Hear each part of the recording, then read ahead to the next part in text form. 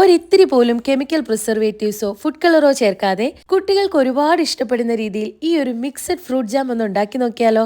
അപ്പൊ ഈ ഒരു ജാം ഉണ്ടാക്കാനായിട്ട് നമുക്ക് എന്തൊക്കെ വേണമെന്ന് നോക്കാം. അപ്പോൾ ഈ കാണുന്ന ആപ്പിളും ഓറഞ്ചും സ്ട്രോബെറിയും ബ്ലൂബെറിയുമാണ് എന്റെ മിക്സഡ് ഫ്രൂട്ട് ജാമിന്റെ മെയിൻ ഇൻഗ്രീഡിയൻസ്.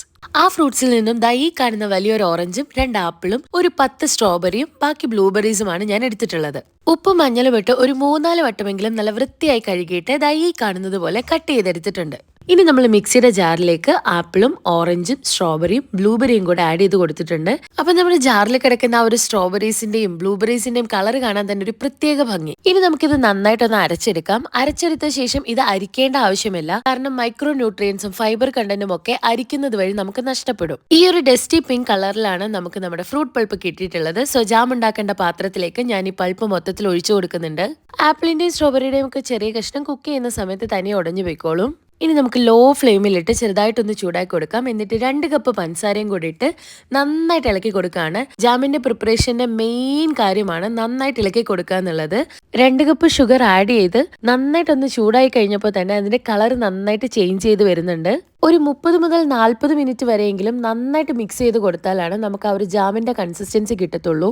ദാ ഈ കാണുന്നത് പോലെ 8 എഴുതി മിക്സി ആണെങ്കിൽ എല്ലാ ഭാഗത്തും നമുക്ക് മിക്സ് ചെയ്യാനായിട്ട് പറ്റും. ഒരിത്തിരി പോലും അടി പിടിക്കാതിരിക്കുകയും ചെയ്യും. എല്ലാ തിരുവോണത്തിനും അമ്മ എന്നെ ഏൽപ്പിച്ചിരുന്ന പ്രധാന പരിപാടിയാണിത്. പായസം ഈ കാണുന്ന 8 എന്നുള്ള ഷേപ്പിൽ ഇളക്കുക. അതുകൊണ്ട് തന്നെ ഇതെനിക്കൊരു ഈസി ടാസ്ക് ആയിരുന്നു. ദാ ഈ ഒരു പാകം എത്തുമ്പോൾ പ്രിസർവേറ്റീവ് ആയിട്ട് നമ്മൾ ഒരു നാരങ്ങ നന്നായി പിഴിഞ്ഞ് ചേർത്ത് കൊടുക്കുന്നുണ്ട്.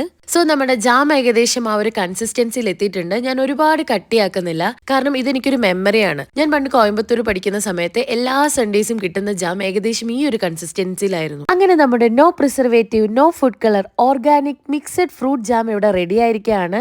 എന്റെ ജാമിന്റെ കളർ ഇത്രയും ഞാൻ പ്രതീക്ഷിച്ചിട്ടുണ്ടായിരുന്നില്ല. എനിക്കിത് കാണുമ്പോൾ ഇപ്പോൾ തോന്നുന്നത് ഹാപ്പിയുടെ മിക്സഡ് ഫ്രൂട്ട് ജാമിന്റെ സെയിം കളറാണ്, അതും ഒരിത്തിരി പോലും ഫുഡ് കളർ ചേർക്കാതെ. അപ്പൊ നമ്മുടെ ജാം നന്നായി തണുത്ത ശേഷം ഒട്ടും ഈർപ്പമില്ലാത്ത ഒരു കുപ്പിയിലാക്കിയിട്ട് നമുക്ക് ചില്ലറിൽ സൂക്ഷിക്കാവുന്നതാണ്. ഏകദേശം 6 മാസം വരെ നമുക്ക് സ്റ്റോർ ചെയ്യാവുന്നതാണ്. നമ്മൾ ആഡ് ചെയ്തിട്ടുള്ള ഷുഗറും ലെമണും എല്ലാം തന്നെ ഇതിന് പ്രിസർവേറ്റീവ് ആയിട്ട് ആക്ട് ചെയ്യും. സോ നമ്മുടെ ജാം നമ്മൾ മൊത്തമായിട്ട് ജാറിൽ സൂക്ഷിച്ചിട്ടുണ്ട്.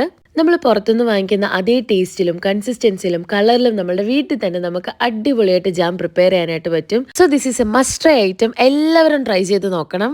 അതേപോലെ തന്നെ നമ്മുടെ വീഡിയോ ആദ്യമേ കാണുന്നവർ നമ്മുടെ ചാനൽ സബ്സ്ക്രൈബ് ചെയ്യാനും ഷെയർ ചെയ്യാനും ലൈക്ക് ചെയ്യാനും മറക്കരുത്.